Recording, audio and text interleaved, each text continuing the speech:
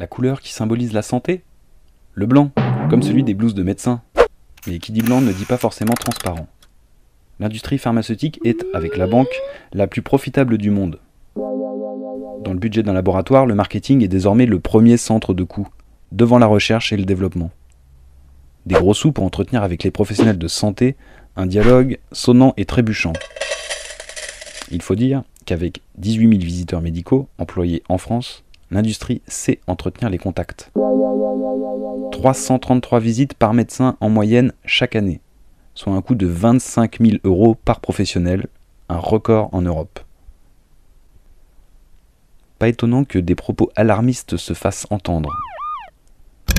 L'influence de l'industrie pharmaceutique est hors de tout contrôle. Ses tentacules s'infiltrent à tous les niveaux. Médecins, patients, régulateurs, chercheurs, associations caritatives, universités, médias, soignants et politiciens. Ces multinationales planifient, sponsorisent, orchestrent et contrôlent les publications sur tous les essais de médicaments.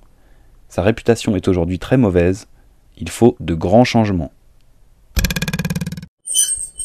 Sauf que là, cet extrait est tiré d'un rapport du Parlement britannique repris dans le Lancet, l'un des journaux médicaux les plus réputés au monde.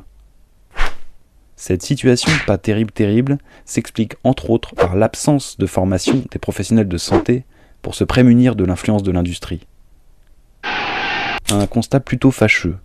Heureusement, l'OMS publie en 2009 un manuel d'enseignement pour remédier à la situation, traduit par la Haute Autorité de Santé en 2013. Mais quand on fait ses études de médecine, on ne prend pas forcément le temps de lire un manuel de 180 pages qui n'est malheureusement même pas au programme.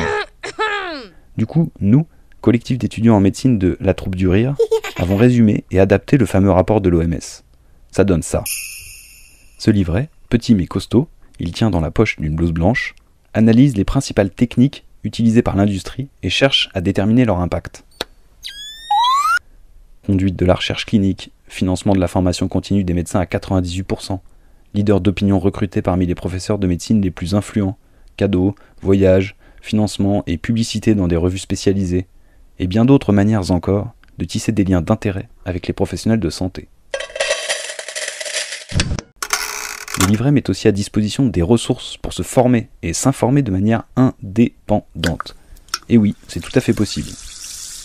Le livret fait des propositions concrètes pour faire face aux situations où l'on est confronté directement à cette influence, à l'université, à l'hôpital ou dans son cabinet.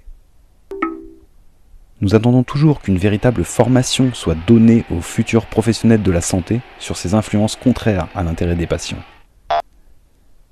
Pour combler ce vide, il faut nous informer et nous former par nous-mêmes. Si, comme nous, vous souhaitez mettre à l'ordre du jour les questions de formation des professionnels de santé face à l'influence des laboratoires, aidez-nous à financer l'impression de ce livret pour le faire connaître.